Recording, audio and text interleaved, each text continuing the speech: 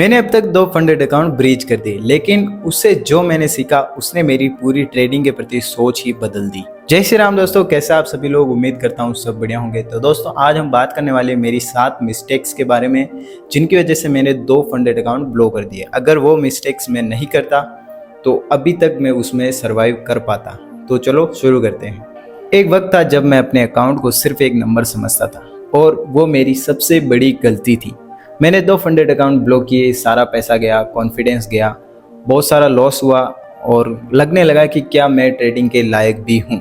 लेकिन आज मैं आपको वही सब बताने आया हूँ जो मैंने उन गलतियों से सीखा है, जो शायद आपके लिए काफ़ी हेल्पफुल हो सकता है। तो चलो शुरू करते हैं। अकाउंट ब्लो होने का सच। सबसे पहले एक बात क्लियर कर देते हैं, अकाउंट ब्लो होना सिर्फ एक पैसों का नुकसान नहीं होता है, ये एक साइकोलॉजिकल ट्रॉमा होता है। पूरी साइकोलॉजी खराब हो जाती है, सेल्फ डाउट होने लगता है, टेंशन होने लगता है और लगता है क्या हम ट्रेडिंग कर पाएंगे, क्या ट्रेडिंग हमारे लिए बनी है।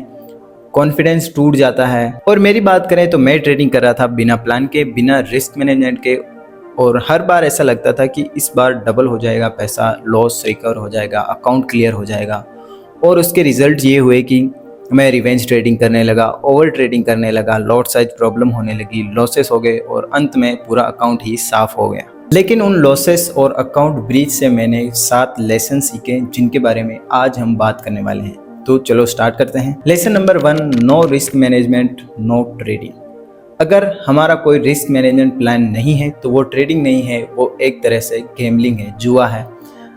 मेरी बात करें तो मैं ट्रेड करता था अपने मूड के हिसाब से। मुझे लगता था ट्रेड यहाँ से ऊपर जाएगी, मैं ज़्यादा रिस्क लेता था। मुझे कभी कभी ऐसा भी लगता था कि एक ही ट्रेड में मैं पूरा अकाउंट क्लियर कर लूँगा। आप मेरी पुरानी वीडियोस में भी जाके देख सकते हो।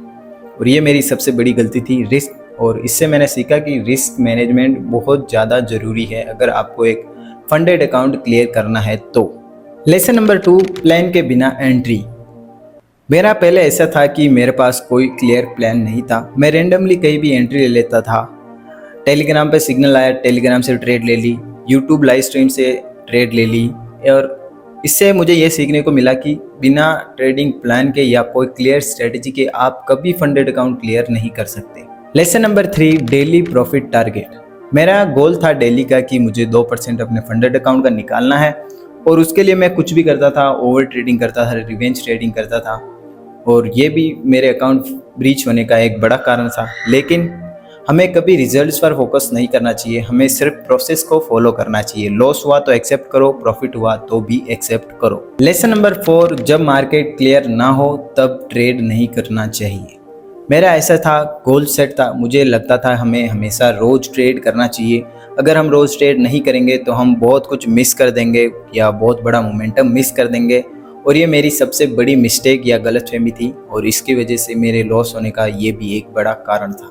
लेसन नंबर 5, ट्रेडिंग एक बिजनेस है, कोई गैम्बलिंग नहीं है।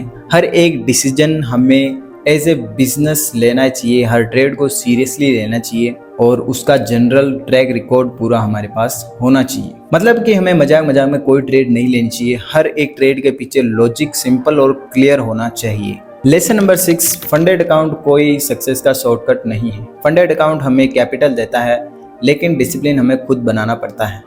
जब भी हम फंडेड अकाउंट बाई करते हैं हमें लालच आता है, हमें जल्दी सक्सेस होने की होप मिलती है और हम ओवर ट्रेडिंग, रिवेंज ट्रेडिंग, वही 5 मिस्टेक जो ऊपर हमने बताई है वही करते हैं। लेकिन हमें क्या करना है, सबसे पहले शुरुआत हमें छोटे फंडेड अकाउंट से करनी है और मार्केट से या उस फंडेड अकाउंट से ज़्यादा एक्सपेक्टेशंस नहीं रखनी चाहिए। हमें just process as a process या लर्निंग के लिए वो अकाउंट को देखना चाहिए। या ऐसा नहीं है कि हमें इसे पैसे निकालना है, प्रॉफिट निकालना है, पे आउट लेने हैं। उन सब की वजह से हम मतलब रिवेंज ट्रेडिंग करते हैं, ओवर ट्रेडिंग करते हैं, जल्दी फंडेड अकाउंट को क्लियर करने की होप आती है, ऐसा लालच आता है और उसी वजह से हमारे अकाउंट जो है ब्लो हो जाते हैं।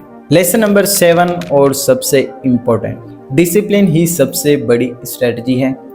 अगर आप प्राइस एक्शन सीखते हो, एसएमसी सीखते हो, आईसीटी सीखते हो, सब सीख लेते हो, लेकिन अगर आप में डिसिप्लिन नहीं है तो आपका फेल होना फिक्स है। तो डिसिप्लिन बनाओ तभी सक्सेस हो सकते हो। जब मेरा दूसरा फंडेड अकाउंट फेल हुआ तब मैंने चार्ट्स बंद कर दिए, फ़ोन स्विच ऑफ कर दिया और डेस्क पर बैठा था। तब सोच रहा था मैंने इतनी मेहनत की, इतना टाइम दिया, इतना सब कुछ सीखा, फिर भी मैं फेल हो गया। फिर मुझे रियलाइज़ हुआ कि मैं कहाँ गलती कर रहा था। फिर मैंने अपना सिस्टम अपडेट किया और कुछ नियम बनाए कि 1 घंटा चार्ट रीडिंग करना, 1% से कम का रिस्क लेना, हर ट्रेड का ट्रैक रिकॉर्ड होना और जनरल बनाना, मार्केट के बाहर भी पर्सनल डिसिप्लिन और पेशेंस बनाना।